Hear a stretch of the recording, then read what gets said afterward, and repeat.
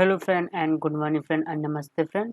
आज मासिक current affairs जनवरी 2020 का तीसरा भाग है। पहला दूसरा भाग मैंने पहले ऑलरेडी अपलोड कर चुका हूँ। आज तीसरा भाग यानी आखिरी भाग है जनवरी का, मंथली का आखिरी भाग। ये सभी तरह के इवेंट इसमें इंक्लूडेड है, राष्ट्रीय परिदृश्य, अंतर्राष्ट्रीय परिदृश्य। आइए अब ऑपरेशन और अभियान के बारे में पढ़ते हैं। जनवरी 2020 के मध्य भारतीय सेना ने पूर्वोत्तर क्षेत्र में सबसे बड़ा हवाई अभ्यास किया। इस अभ्यास का क्या नाम है? इसका विगत रेडर नाम है। अगला सवाल बढ़ते हैं। समुद्री क्षेत्र की सुरक्षा सुनिश्चित करने के लिए भारतीय नौसेना द्वारा कौन सा अभियान चलाया जा रहा है? तो सही जवाब है ऑपरेशन संकल्प। अगला सवाल बढ़ते हैं। सम्मेलन और समारोह जनवरी का मार्च करंट में आज देखते हैं सम्मेलन और समारोह क्या हुआ। आइए पहला सवाल देखते हैं। जनवरी 2020 के मध्य भारत के पहली विश्व मेगा विज्ञान प्रदर्शनी विज्ञान समागम कहाँ आयोजित किया जा रहा है? यह कौन सा पहला है? इस कहाँ किया जा रहा है? ये नई दिल्ली में किया जा रहा है। अगला सवाल है। मार्च 2020 में किस राज्य में चैपचार कूट महोत्सव का आयोजन किया जाएगा? इसका सही जवाब है मिजोरम में किया जा रहा है। अगला सवाल है। दिसंबर 2019 को 19वां भारत ईरान संयुक्त आयोग का बैठक कहाँ संपन्न हुई? इसका सही जवाब है तेहरान हुई। आइए मासिक करंट अफेयर का अगला इवेंट यानी अगला इवेंट के बारे में देखते हैं। संधि और समझौता जनवरी 2020 को केंद्रीय मंत्रिमंडल द्वारा निर्वाचन प्रबंधन एवं प्रशासन के क्षेत्र में सहयोग हेतु ट्यूनीशिया स्वतंत्र निर्वाचन प्राधिकरण और किस देश के निर्वाचन आयोग के साथ समझौते के निर्वाचन आयोग की अनुमति देने के संबंध में विदेश विभाग के प्रस्ताव को मंजूरी प्रदान की गई है? किस देश के साथ? इसका जवाब है पपुआ न्यू गिनिया के साथ। अगला सवाल बढ़ते हैं। जनवरी 2020 को नीति आयोग और केंद्र शासित प्रदेश लद्दाख के प्रशासन के मध्य समझौता ज्ञापन हस्ताक्षरित हुआ। इस समझौते ज्ञापन का उद्देश्य क्या है? ये सही जवाब की तरफ देखते हैं। सही जवाब है इसका लद्दाख में प्रमुख बुनियादी क्षेत्रों में विकास को बढ़ावा देना। अगला सवाल है। WEWA एक कल्याण संघ है, तो ये संबंधित है किससे संबंधित है? महिला उद्यमियों से संबंधित है, उद्यमियों से संबंधित है। अगला सवाल है। जनवरी 2020 को नई दिल्ली में आयोजन रायसेना डायलॉग 2020 के दौरान भारत और किस देश के बीच रक्षा सहयोग बढ़ाने हेतु समझौता ज्ञापन हस्ताक्षरित हुआ? इसका सही जवाब है फिनलैंड के साथ हुआ। आइए अगला सवाल बढ़ते हैं। जनवरी 2020 को भारत के आकाशवाणी और किस देश के बेतार के बीच कार्यक्रमों के आदान प्रदान से संबंधित समझौता ज्ञापन हस्ताक्षरित हुआ? इसका सही जवाब है बांग्लादेश के साथ हुआ। आइए अगला सवाल बढ़ते हैं। जनवरी 2020 का केंद्रीय मंत्रिमंडल ने भारत और फ्रांस के बीच आगमन स्वतंत्र गतिशीलता साझेदारी समझौते के मंजूरी प्रदान। इस समझौते कब तक वैध अवधि किया है?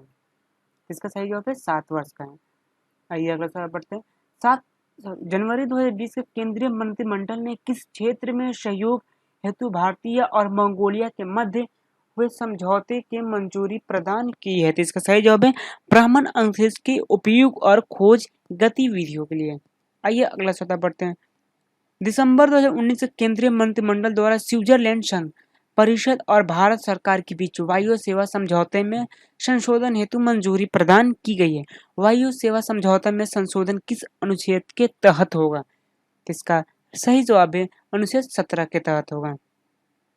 आइए मासिक करंट अफेयर का संघ और संगठन के बारे में पढ़ते हैं। इसमें पहले मैं बता चुका, इसमें सारे इवेंट मैंने इंक्लूडेड किया हूँ। मैंने सितंबर को ऑलरेडी डाल चुका हूँ, जनवरी के मैं डाल रहा हूँ, अक्टूबर नवंबर दिसंबर में मैं लेफ्ट के हूँ, थोड़ा दिन के बाद डालूंगा। आइए देखते हैं। Gujarat international finance gift city में IFC अंतर्राष्ट्रीय वित्तीय सेवा केंद्र शाखा खोलने की मंजूरी CDSL यानी सेंट्रल डिपॉजिटरी सर्विस लिमिटेड किसने दी है? मंजूरी किसने दी थी? इसने सही जवाब है SEBI ने दी है। आइए इसी का विधि और न्याय पढ़ते हैं। जनवरी 2020 को उच्चतम न्यायालय ने अपने फैसले में कुछ प्रतिबंधों के साथ इंटरनेट सेवा संविधान के किस अनुच्छेद के तहत मूल अधिकार माना? इसका सही जवाब है अनुच्छेद 19(1). अगला सवाल है। दिसंबर 2019 में केंद्र सरकार ने किसकी अध्यक्षता में अयोध्या मामले में विशेष डेस्क गठित की है? इसका सही जवाब है ज्ञानेश कुमार के में अध्यक्षता की है। आइए जनवरी का वर्ष दिवस सप्ताह के बारे में जान लेते हैं।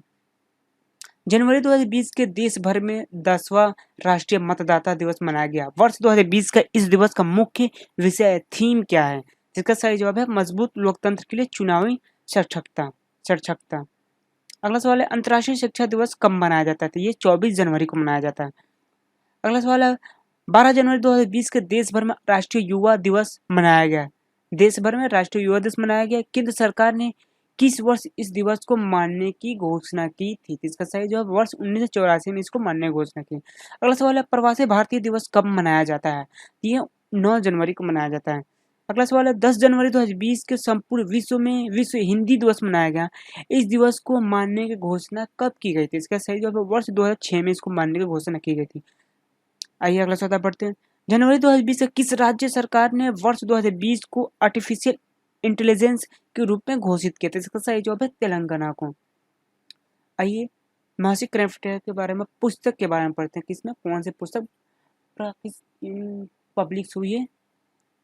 इसमें मैं सभी तरह के जुड़ा हूँ। इसमें सभी तरह जो एंट्रेंस की तैयारी कर रहे हैं उनके लिए खास महत्वपूर्ण, सभी कॉम्पिटिटिव एग्जाम के लिए भी ये महत्वपूर्ण है। अगला सवाल है पुस्तक dreams of एविलियन India and the Olympic games का लेखक कौन है? तो इसका सही जवाब है बोरिया मजमुदार नलीन मेहता।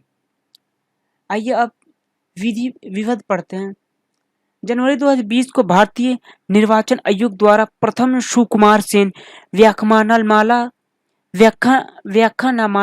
का आयोजन किया गया। इसमें पहला व्याख्यान किसने दिया था? इसका सही जवाब है प्रणब मुखर्जी।